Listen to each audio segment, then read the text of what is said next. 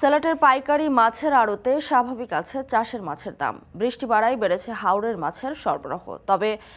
সপ্তাহ ব্যবধানে দাম বাড়ার শঙ্কা রয়েছে। বিস্তারিত জানাতে কাজীর বাজার মৎস্য পাইকারি আড়ত থেকে যুক্ত হচ্ছেন সহকর্মী রাকিবুল রাফি। রাফি, সিলেটে বৃষ্টিতে মাছের দামে কোনো প্রভাব পড়েছে কিনা এবং চাষের মাছের দামে ক্রেতা সন্তুষ্টি কেমন দেখছেন?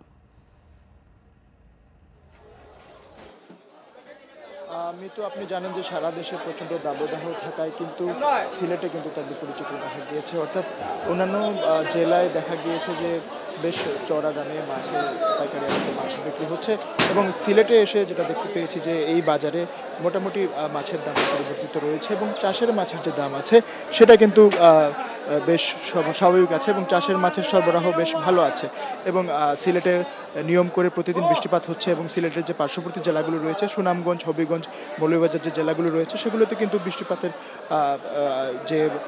বৃষ্টিপাতের যে সম্ভাবনা এবং বৃষ্টিপাতের যে পরিমাণ সেটা কিন্তু বেশ বেশি আছে এবং সে কারণে চাষের মাছের সাথে সাথে কিন্তু হাওরের মাছেরও একটা প্রতুলতা দেখা গিয়েছে এবং হাওরের মাছের যে প্রতুলতা এবং ক্রেতা সন্তুষ্টিতে এখানে আমরা বাজারে এসে দেখেছি যে বেশ ভালো আছে এবং আমরা যদি দেখি যে এখানে যে ব্যবসায়ীদের সাথে কথা বলে জানতে পেরেছি যে পাঙ্গাসের মতো প্রতি কেজি 160 করে বিক্রি হচ্ছে কেজি প্রতি এবং কার্পি বিক্রি হচ্ছে 250 থেকে 300 টাকা কেজি প্রতি এবং রুই বিক্রি হচ্ছে 300 থেকে 350 টাকা কেজি প্রতি, মাগুর বিক্রি হচ্ছে 320 টাকা, তেলাপিয়া বিক্রি হচ্ছে 150 থেকে 180 টাকা, কই বিক্রি হচ্ছে 220 টাকা কেজি এবং শিং বিক্রি হচ্ছে 200 টাকা এবং টেংরা বিক্রি হচ্ছে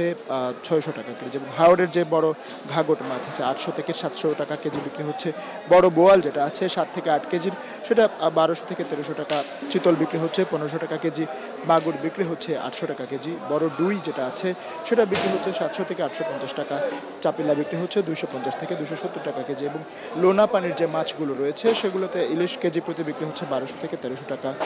গলদা চিংড়ি বিক্রি হচ্ছে 800 টাকা এবং ছোট চিংড়ি বিক্রি হচ্ছে 400 টাকার মতো। তো মোটামুটি বলা চলে যে সরবরাহ বেশ ভালো আছে এই বাজারে এবং চাষের মাছের সাথে সাথে হাওরের মাছের যে বেশ প্রতুলতা সেটা দেখা গিয়েছে এবং যারা বিক্রেতারা আছেন তারা বলছেন যে সপ্তাহ ব্যবধানে দাম বাড়তির যে আশঙ্কা সেটা বাড়তে পারে। তো এই ছিল আমার কাছে